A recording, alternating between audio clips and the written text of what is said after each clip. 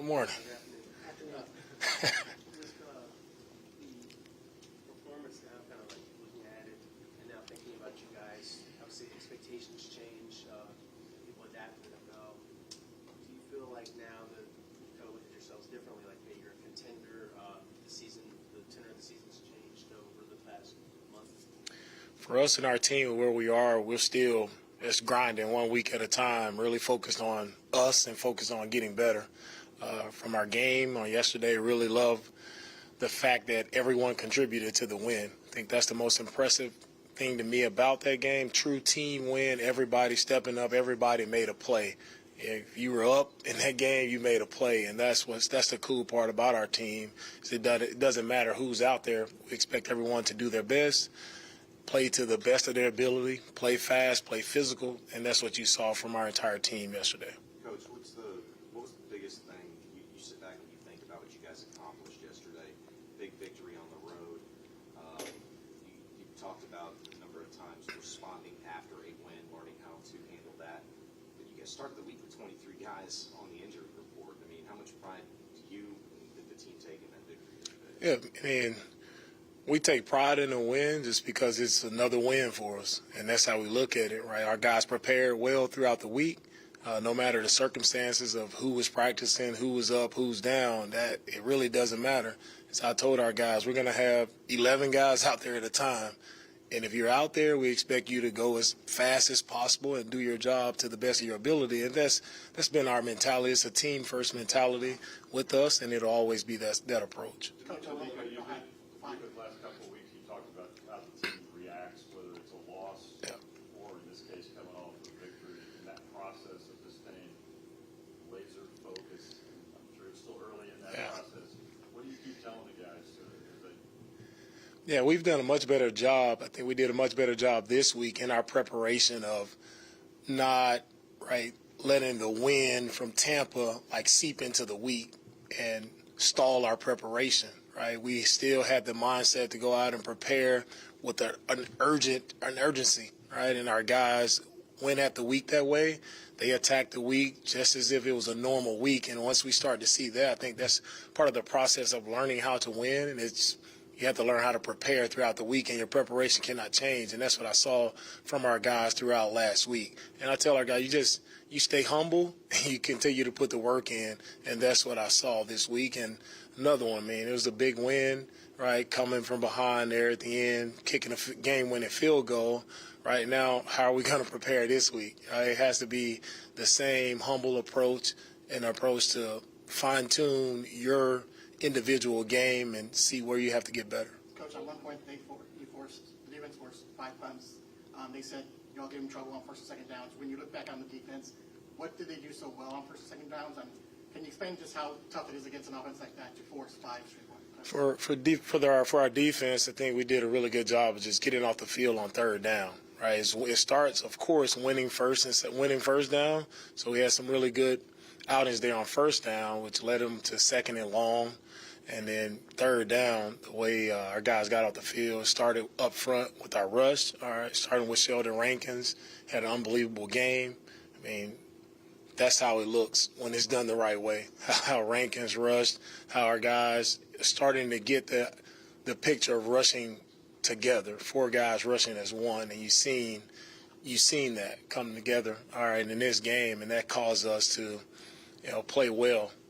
And if our D-line is playing well, our defense will play well. Can you talk about the offensive line? I mean, you said they've done a good job. Can you talk about how they, with changes and people playing, whether they have just the growth and how that line, that unit has been able to progress? Right, our O-line has done a good job all year.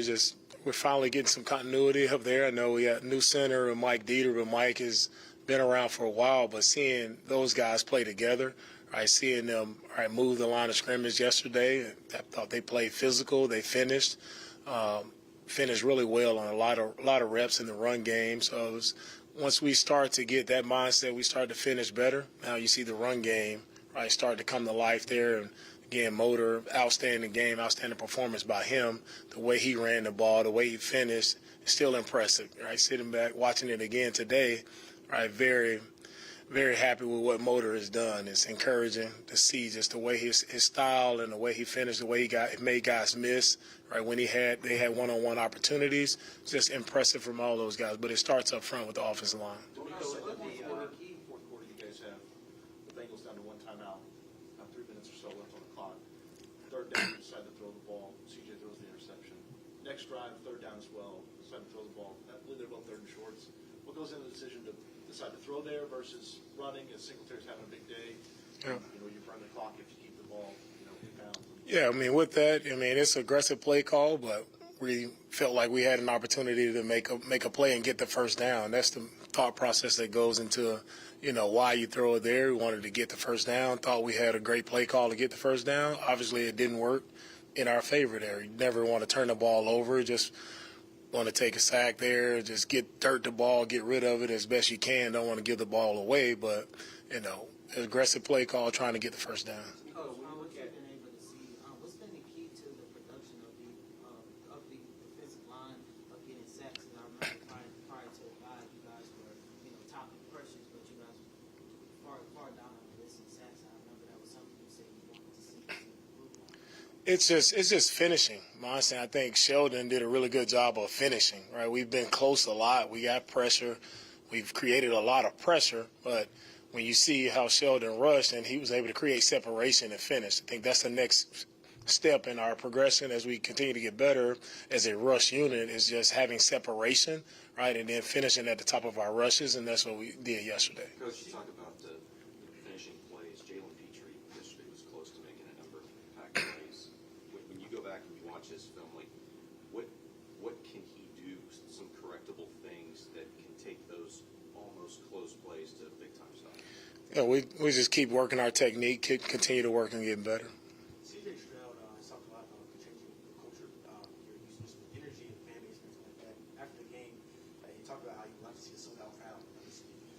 You were here, obviously as a player, like you saw what a sold out energy stadium looked like. What do you remember about that and the type of home field advantage you can create for this team, especially as you have a few home games now? Our fans drive the energy in our stadium, so anytime we can have our stadium sold out and our fans are loud, just as the end of that Tampa Bay game, when they were loud, right, it affected the offense, right? Our fans can truly affect the game by showing up, being loud, right, being rowdy, and causing chaos for the opposing offenses. So, we love our fans to show up and show out, as CJ asked them to yesterday. It's definitely a benefit to us, and it'd be a benefit to them helping us and getting a win by being as loud as possible. We had Staley and Nelson on the field together. The Bengals converted 0% of their third downs. They completed 0 passes out, according to some of the stats. What was it about that duo that allowed defense to be so effective? Right.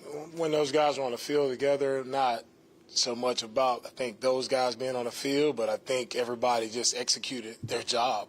And that's what I continue to harp on with us defensively. When we execute and guys do what they're supposed to do, we play good defense. When we have mental errors and mistakes and not being where we're supposed to be, that's when teams get explosives on us. So it's about us just being tighter on the details of our job, no matter who's out on the field.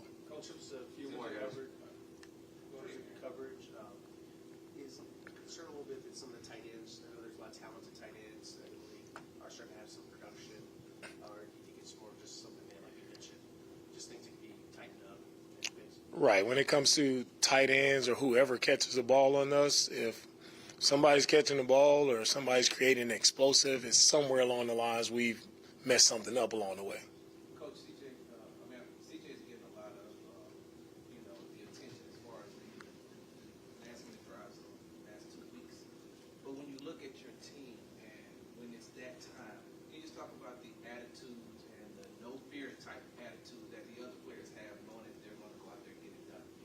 And when it's crunch time, man, it's 2-minute mode. Right? We've gone through those situations a ton. We practice it every week, so our guys are calm in the moment because we've been through it, right? And they have confidence in that moment. You have confidence in our O-line and the way they protect in that moment, the receivers, right, being exactly where they're supposed to be, making the plays, and, of course, CJ being able to step up and make plays, play after play after play in those 2-minute drives is just – it's fun to watch, right? Because I know they're confident. As soon as they step on the field, they know they can drive the ball. They know they can make plays to put us in position, right, to score. And that's what they did on Sunday. That's what they did, last week versus Tampa Bay.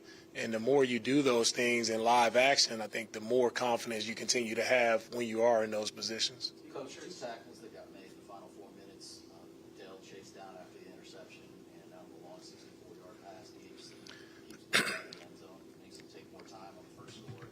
They don't get it at all in the second. Is there special significance to you, to the teams, those plays getting made? Yeah, when you talk about effort and what it looks like and how I see our team, right, it's no two bigger plays than those plays made by Tank, right? The urgency at which he goes after the defender and gets him down with the shoelace tackle, right, to swipe the ankle.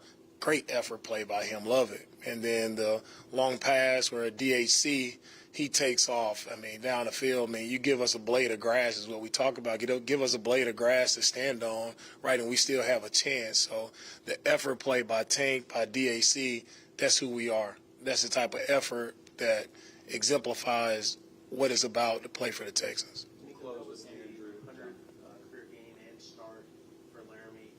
He's obviously set such a high standard, and then he did it again against Trainers, who's one of the best defensive ends.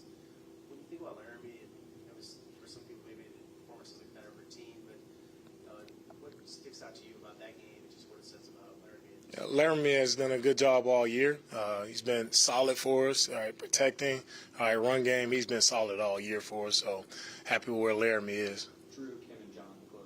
T-Bar, how important is Noah Brown to this team? And then based on whatever you've seen yesterday with the Cardinals, how does that stack up with what you coached against the last few years when you were in Simpsons? Yeah, Noah's been outstanding. He always seems to be open. But Noah's been a very reliable guy. He finds a way to, make big time plays for us. Our week after week has been great having him back, right? And he's shown up big time for us and helped us to win these games over the past couple weeks.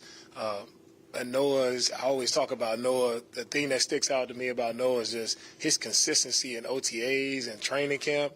I could highlight Noah every day for running a route to the exact precision, exactly how it's supposed to be ran, whether it's blocking in the running game. It's all of those things. Is just Noah's always been consistent from the first day that he's gotten here and even until this last game. And it shows, right? He's been able to have career days and back-to-back weeks just because he just goes out, he puts the work in, doesn't say much, but he shows up in the crunch time and makes big plays for us.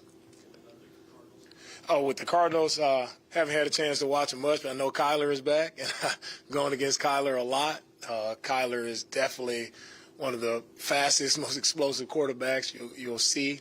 Makes a lot of plays with his feet, off schedule, so you have to definitely be on it in coverage, whether the plays – you got to cover them twice, as I say, because Kyler does a good job of moving around, right? So we have to definitely be ready to chase him around a little bit this week. It's a tough challenge, always a tough challenge when Kyler is back there. Really talented quarterback, not only running, but he does a good job of throwing the ball as well. So we have our hands full with the Cardinals. I know they've been in a lot of close games throughout the year. Scrappy team, well-coached team. We'll have our hands full for sure. DeMeco, can you talk a little bit about just, you've spoken highly of your staff from the very beginning. The fact that, first year head coach, first year OC, rookie quarterback. The fact that you guys have been able to so soon get this close. How those relationships, including the others, have worked so well. Yeah, with our staff and the players, for me, it's just been it's not about one person. And I think that's the thing that I try to drive home to everybody. Everybody is involved. It's all a collaboration, right? And we're going to be good if everybody is bought in and everybody is on the same page and there are no egos involved in, what we're doing or how we're getting it done. It's all about the team. It's all about doing what's best for the team, what's best for our players. And that's how I think we've gelled together very quickly and been able to have a little success here is just because there are no egos in our building. Everybody is just wants to win. So whatever it takes for us to win, that's what we'll do. DeMeco, with so many players being forced to play, these new veterans, what kind of role do position coaches play in getting them ready to play and then making progress? Yeah, when you have a lot of new players, right, position coaches they're vital to getting guys ready, right? That's where you get that individualized training, right, on the fundamentals and the techniques of what we're asking players to do. It's the position coach's job to take the time out to, find film, find good reps of how it should look, and teach guys. Nobody loves when their player makes plays more than a position coach because they put so much time and so much work into making sure their players are successful. So, we have a lot of great position coaches here who do a really good job of teaching, and that's what it comes down to, being great teachers and our players really buying in and understanding how much their position coaches care about them. Thanks, Coach. All right. Thank you, guys.